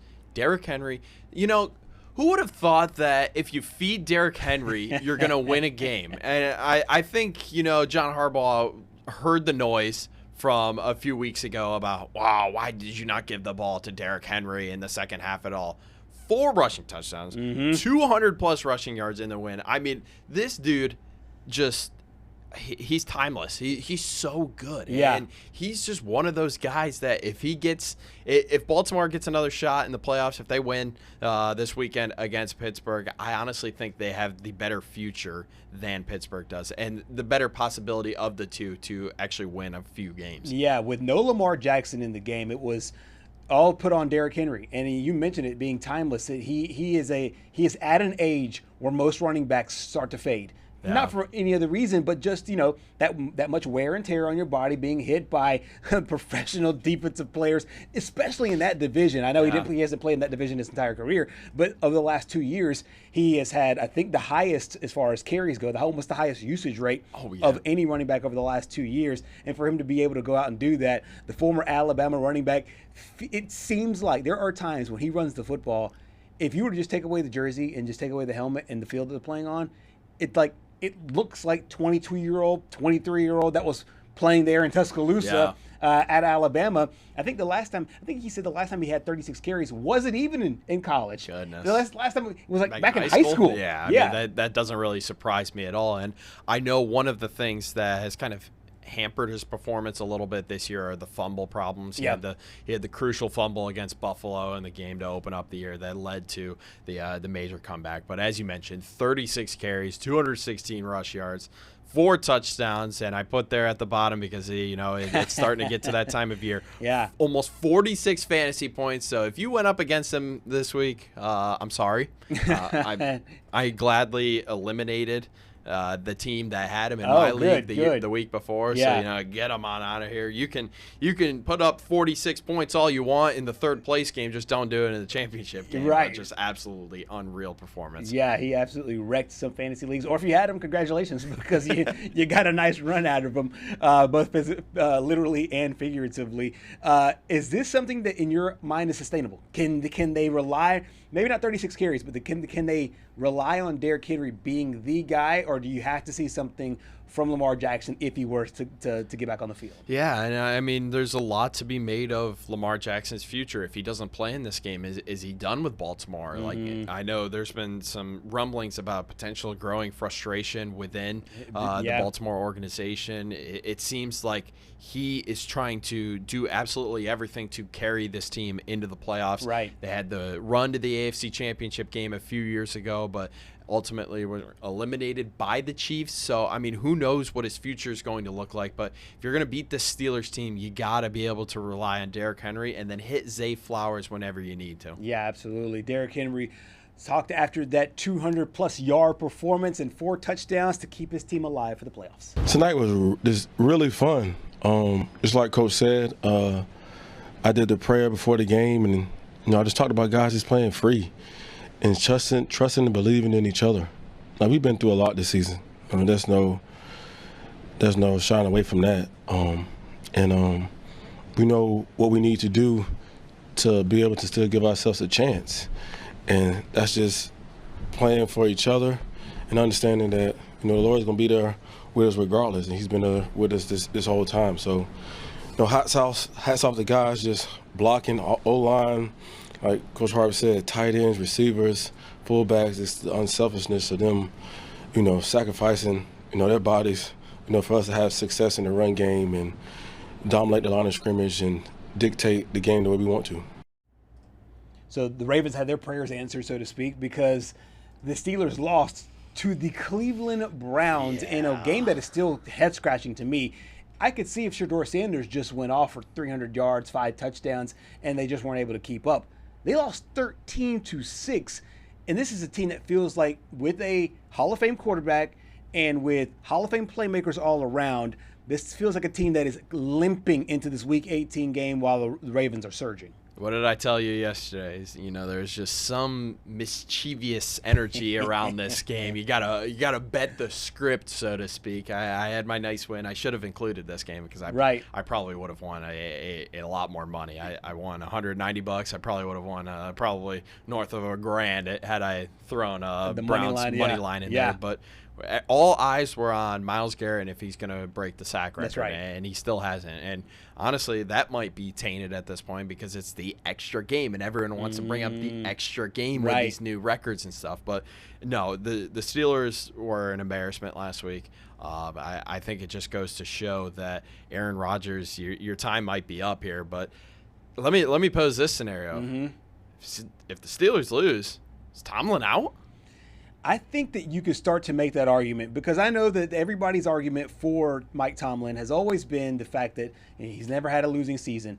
And going into this game, the Steelers right now are 9-7. So let's just say that they win this game, and let's just say, they lose this game, lose the first round of the playoffs. He still won't have a losing season. He'd be 9-9 overall, even if they were to win this game lose this game and then lose the playoffs. Mm-hmm. Okay, so in my opinion, I think that the Mike Tomlin being able to keep his job because he hasn't had a losing season, that is starting to wear off. Yeah. Especially because how many times have we seen a new coach enter a new situation and just like that the entire program changes? Yeah. We saw that in Chicago. Ben Johnson enters the scene, new coach. You change the mindset of the culture. You change the mindset of your quarterback, able to rejuvenate. The New England Patriots. I know it's my squad, but same situation there. Mike Vrabel steps in. You have a quarterback, a young quarterback. They're able to get it right. Do the Steelers look around the NFL and say, Liam Cohen is another perfect example of this. A veteran quarterback, you go in there, change it immediately. Do the Steelers look around and say, hey, we just need a new voice? Yeah. And say, hey, just wipe everything clean. Wipe away clean from Aaron Rodgers. Try to find a quarterback. I know they won't have a great draft pick, but find another quarterback and get rid of, unfortunately, Mike Tomlin. That's what I think. If I'm a Steelers fan, the thing that made Mike Tomlin keep his job might be the thing that might make him not keep his job, because you just can't run this narrative of we haven't failed without having the success in the back end. I think at the very least, Arthur Smith is going to be fired after this year. Yeah. I think you have to pull the plug on that at least. If you're Mike Tomlin and you've got one more year, you're like, all right, this is your ultimatum. You've got one more year to turn things around. You got to get rid of him. But I almost feel like if you're the Pittsburgh Steelers, you have to fire him, because you have the most expensive defense and you can't even make the playoffs. Like what in the world is going on here? But when you look around the league, who do you hire? All of the good coaching, all the good coordinators were in last cycle. We saw Liam Cohen, and he's been able to turn around Jacksonville. Right. As you mentioned, Ben Johnson. Ben Johnson, yeah. I mean, he's turned around. He started to kind of take Caleb Williams, and instead of Caleb being the laughing stock this year, he started to slowly develop him into the guy that he wants him to be. You just look around the NFL right now, and there's just the coordinators you're looking for are just haven't really been able to step up. And I mean, obviously, you're not going to go and get Chicago's guy, because Ben Johnson's calling all the plays. The good head coaches, it's not like their coordinators are calling the plays, it's them calling the plays. Yeah, they're taking their responsibilities as coordinators and they're transitioning that into their role as head coaches. So the well that everybody always ends up going to, Mike Shanahan, Kyle Shanahan and Sean McVay and all these guys, it seems like their staffs have been locked up. So now do you go back, do you do some retreads? Do you do a Mike McCarthy, or do you do a Brian Daboll? Some of these guys that have been out of the game for a while, I don't know, but it'll be really interesting to see what happens there with Mike Tomlin and this football team. Robert Saleh, as they do you move go forward. defense? Maybe Saleh is actually probably, of all the coordinators, I'd say he's probably. Does he get another chance best. though? I mean, the offense was so putrid. I just think that everybody can just bypass the Jets by saying it's the Jets and nobody can win there. Yeah, I just think that everybody can just look at Sam Darnold. Exactly, right. I think everybody can just do a mental reset and say, look at Geno Smith. Right. All these reclamation projects that left the Jets and were able to revive their careers.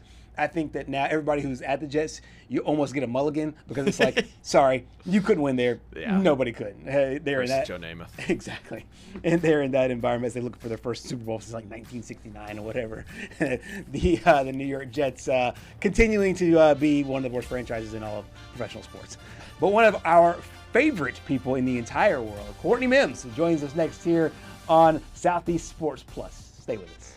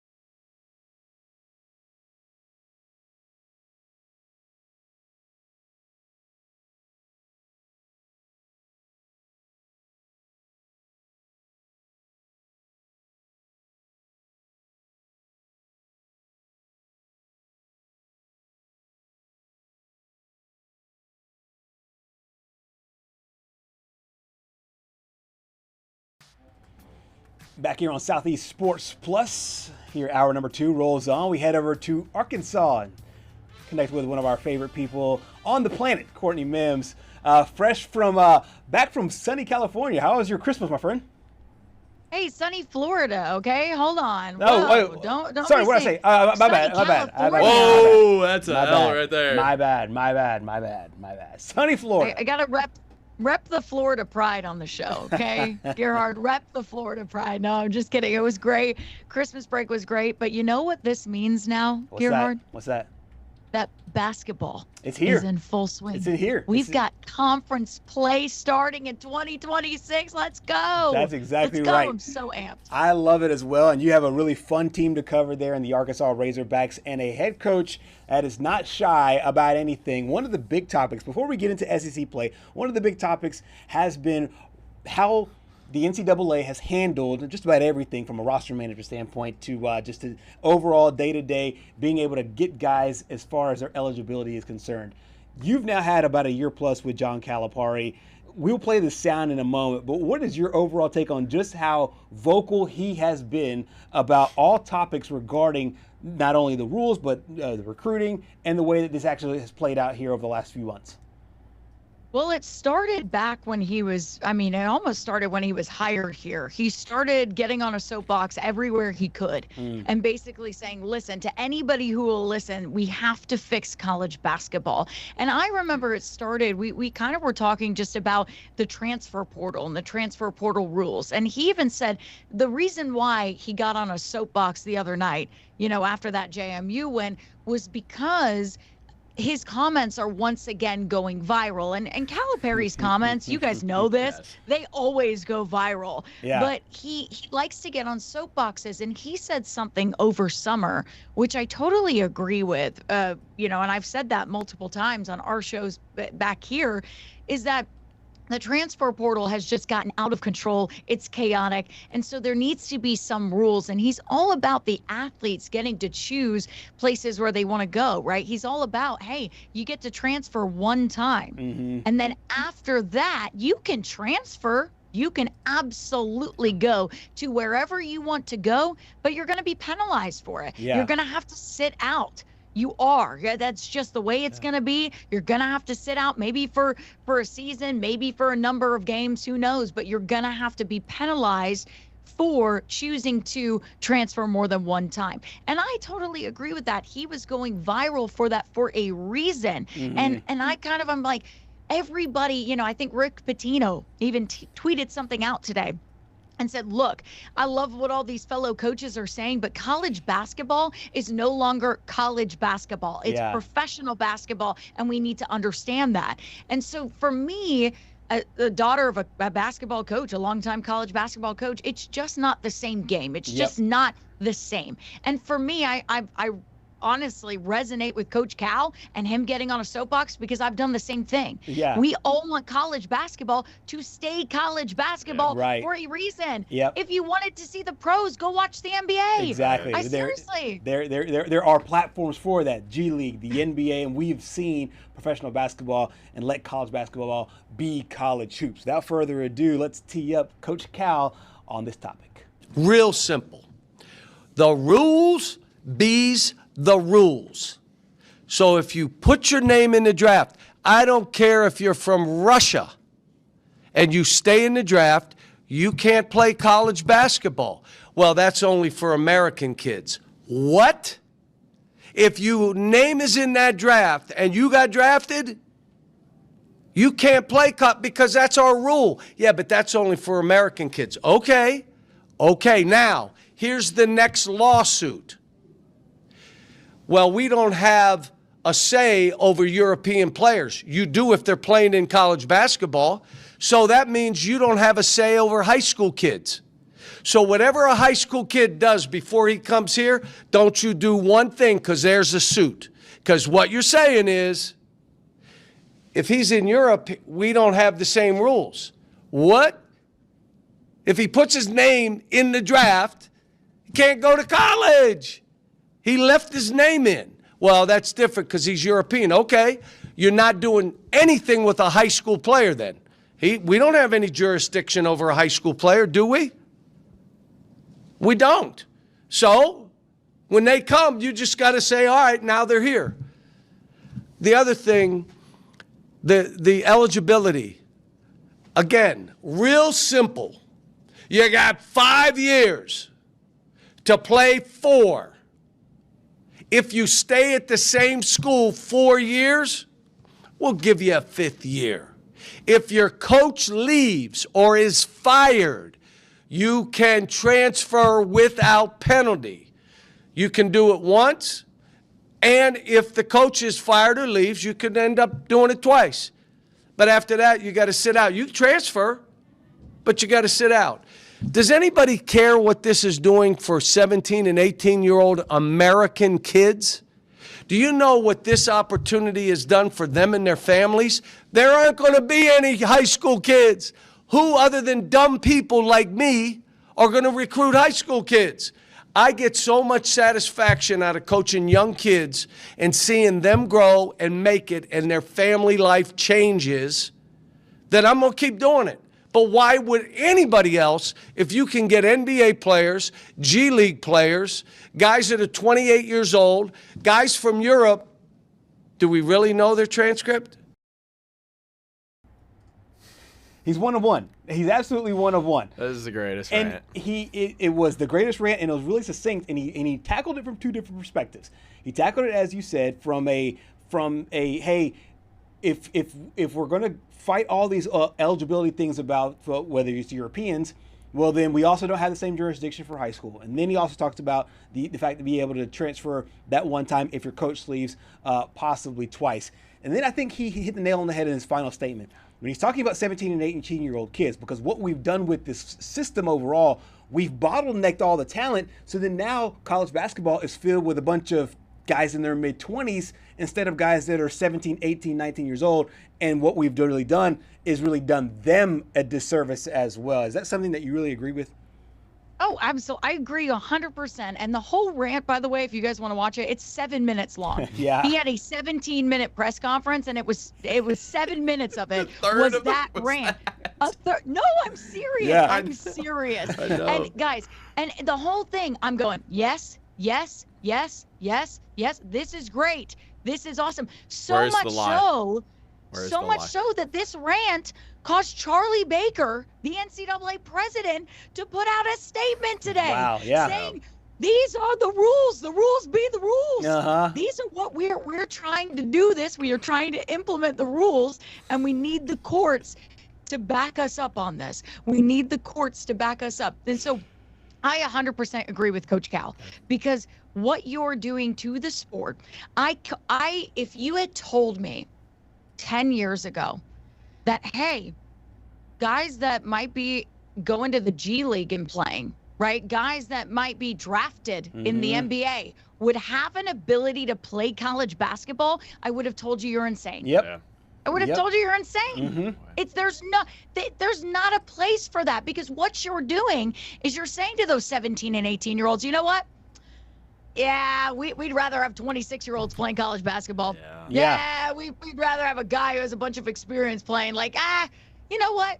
Like, forget it. You don't even need to go to the NBA. We'll just keep you in college basketball for the rest of your life. We'll pay you. We'll do. That is not what it's about. It's not. And so, to me, and Coach Cal, and Coach Izzo, and all those different coaches who are speaking out about it, right, are also in the same boat of going, what are we doing? Yes. We're not against NIL. Pay the players. Goodness gracious, Coach Cal knows about that. I mean, come on. PayPal He's Cal. been doing it. But, pay the players, right? Sorry, Right. maybe I shouldn't say that on the show, but pay the players. But don't turn it into a darn circus. Yeah. Don't turn it into what it's becoming, which is professional sports, what it is right now, professional sports. And it shouldn't be that way. And Coach Cal, 100% right, needs get on his soapbox. You know what, Coach Cal, I have a little soapbox. I have a little thing for everybody here. Okay. Make Coach Cal the president of the NCAA. I kind of love it. Make him I mean, do Nick it. Saban won't do it, so why don't we make Cal do it? He's out there saying things that everybody agrees with, that everybody can get behind. I bet he'd go up to Congress and go, you know what? Here we go. This is what we want. This is what we're going to do.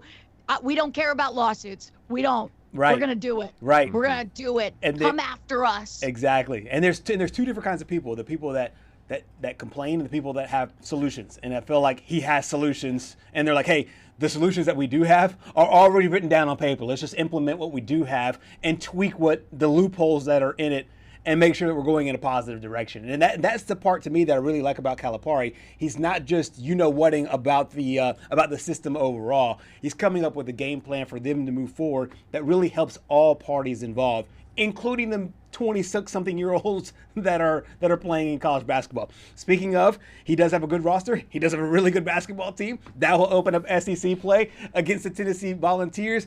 This is a really great matchup. I love what the SEC did here with these openers. Some really good openers, including this one, a top 20 battle in a place that you know well, Bud Walton Arena. What do you expect there Saturday?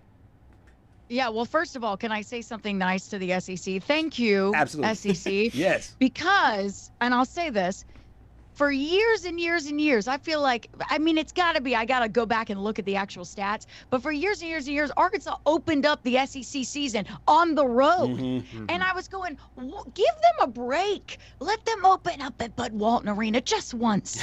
And this year they did it. So thank you, SEC. I will say, I don't say that often, but you need to have a thank you for this one. This matchup it's awesome. I know there's a lot of marquee matchups to start off conference play. Mm-hmm. If you're not watching this one, you're not a basketball fan. I say that a lot on this show. That stands true for this matchup here. Yeah. You're exactly right. I expect a game between two really solid basketball teams. And the funny thing is they've kind of had a similar non-conference schedule where they both played talented teams. Mm-hmm. Tennessee beat Houston, right? Tennessee whacked Louisville. Now they lost to some talented teams as well, just like Arkansas has done in the non-conference slate. But they both come into this one really kind of very similar. So it's kind of like, okay, you have two very, very similar teams, and you're looking at the stats right here. Look at that. It backs it up with, these are two very, very similar teams, and very similar teams when it comes to talent. I think I'm most excited to see Darius Acuff, the freshman phenom for Arkansas, in this game, and Jacoby Gillespie. Oh, my goodness. That is going to be a matchup. No, grab the popcorn. Really, I know. Seriously.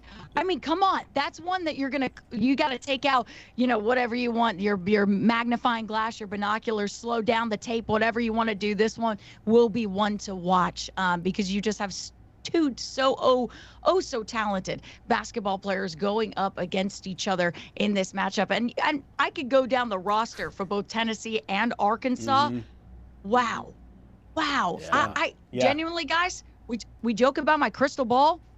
This one, I got no clue. No. Oh, wow. No crystal ball? Wow. That's what I was going to ask you about. It's just shaking up, asking to ask again Magic later. 8-ball. This one, I felt more strong late words. I felt... Yeah, that's right. I'll get to it. People are going to laugh at me in the comments here, but I felt stronger, there we go, about some of the other non-conference matchups that Arkansas faced. This one, I'm just going, man. And I'm such a Rick Barnes enthusiast, guys. I'm going to be honest with you. Every year, if you know me here in Arkansas, they're like, Courtney, you love Rick Barnes. Yep. And I'm like, I just need him to get to the Final Four. Yeah. Just once. Yeah. Just once. Come on. Just one time.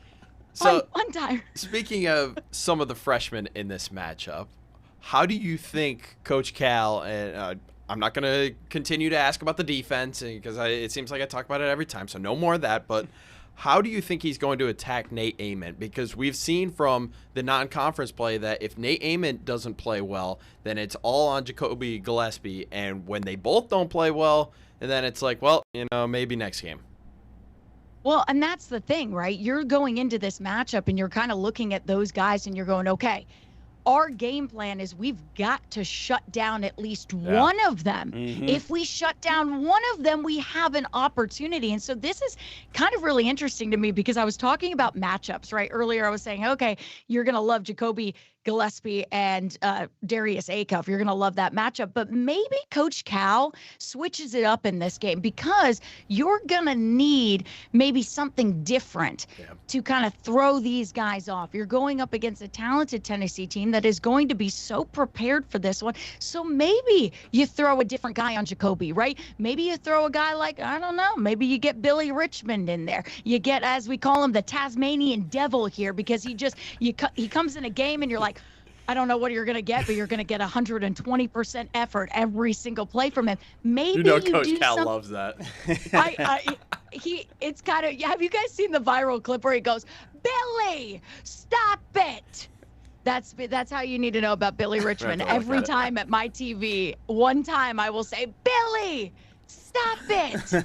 And then I'll give him praise as well. But maybe you do something like that. What I like about Arkansas coming into this game, and I say this before Tennessee plays their little tune-up tonight against a team that I believe has only won one game this year. Am I correct on that? I think the team they played tonight, South Carolina State. Let me see. You're right. Yeah, they're 1-13. Okay, there you go. So they should really beat this team. If they don't, there's concerns. But what I was going to say, what I really liked about Arkansas beating JMU, and Patrick, don't even get me started about the 3-point defense. Just don't even get me started there. Okay, don't. If Tennessee if Tennessee hits a lot of threes in this one, they're going to win this game. I'm just going to tell you that. Just going to tell you that. But what I liked about that JMU game is you saw different guys for Arkansas really get some confidence boosters going into this one. The whole thing I've said about Arkansas all year long, and I think I've said it to you guys, tell me if I'm wrong, is consistency. We can't just have one guy show up. It's kind of the same with Tennessee. You have to have a team effort. It's, if they can shut down Jacoby or Nate, they're on their way. But still, you still you never know. They could have another guy step up for them. But with Arkansas, it's kind of the same deal, which is why these teams are very similar. If you shut down Darius Acuff, right? Is Trevin Brazile going to have a Jekyll and Hyde game? Right. Malik Thomas, he went off for 28 points, a career high against JMU. Can he do that in SEC play? Can Billy Richmond step up? What about a DJ Wagner who played really well in that game against JMU? We've got to see some of these players for Arkansas actually contribute. You see Malik Ewan right there. For a while, he wasn't contributing. Now he is. So will these guys all step up to the challenge, or will they be able to shut down Darius Acuff and that's it? Right. That's all we get. Done. You win because you shut down Darius. Great job, Tennessee.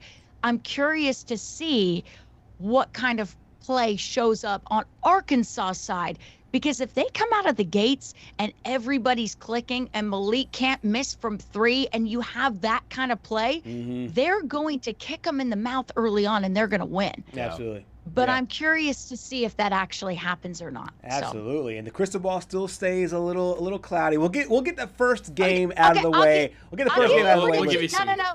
I'll give you a prediction. Oh, here we go. Because I always do this. And I curse Rick Barnes, so I'll do it on the show. I'm gonna think I'm gonna say Tennessee wins. Ooh, I'm gonna say Tennessee wins. Ooh, okay. Wow. But I don't know if that's gonna be because I just cursed Rick Barnes or not. Because I typically pick Tennessee and they don't win. So there you go. There might be some reverse psychology going on here as well. Courtney, always good to see your smiling face. Great for your energy here on Southeast Sports Plus. Thank you so much. Have a great new year, and we'll see you down the road. Yeah, hopefully I'm right on that prediction. Maybe I'm not. Yeah, we might be playing that one back next time you're on. I appreciate you guys. Thanks so much for having me on. Thank you so much. Courtney Mims joining us from Little Rock, Arkansas, and going a little heel there with the Arkansas fans saying it might be a Tennessee game. Yeah, I mean, I don't know. I think I got to go Arkansas in this one just because of the inconsistencies on the Tennessee side being a little bit more apparent than the other side. But, I mean, she brought up the three-point defense. It wasn't me, but I can't wait for that Alabama matchup because Alabama's going to shoot. That's true. 40 3-pointers. She told us about the magic of Butwall Arena. I was relying on her to say that magic returns. It's back again in the SEC opener. We'll see how it all goes down on Saturday. Coming up next here on Southeast Sports Plus, we have our predictions as the college football playoff resumes to the quarterfinal round. Stay with us.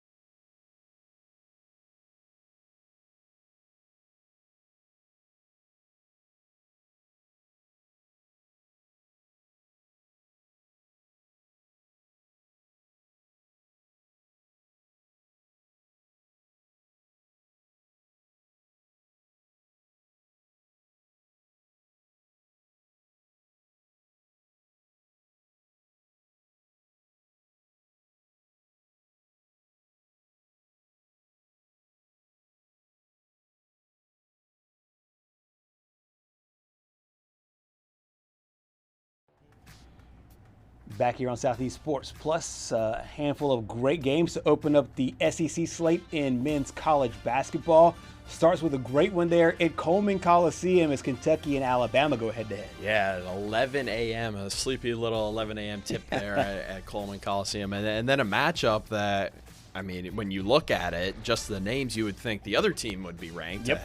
But it's Auburn going up against number 23 Georgia at noon. And then number 11 Vanderbilt, the highest-ranked SEC team, takes on South Carolina after playing a cupcake non-conference schedule. And then the one that we just talked about, top 20 matchup, Tennessee and Arkansas, number 19 and 18. As we roll, continuing into the afternoon, the Ole Miss Rebels will face Oklahoma, a game that we talked with our Oklahoma City friends about this past week. LSU and Texas A&M. Mississippi State will open with Texas, and the Florida Gators will play the Missouri Tigers to open up SEC play. A really interesting start here. And I know the SEC wanted to have some really intriguing matchups to start the season after having 14 teams make the big dance last year. Yeah, and I mean, we've been talking about it all year. It's not going to be that same level of success I wouldn't expect, 14 teams. But I still think the SEC's at a good pace right now to still get 8 or 9 teams. I think it's you finish in the top half of SEC, and then maybe that 9th team squeaks in. But you got to hope that the ACC or the Big 12 kind of falter this year. But correct.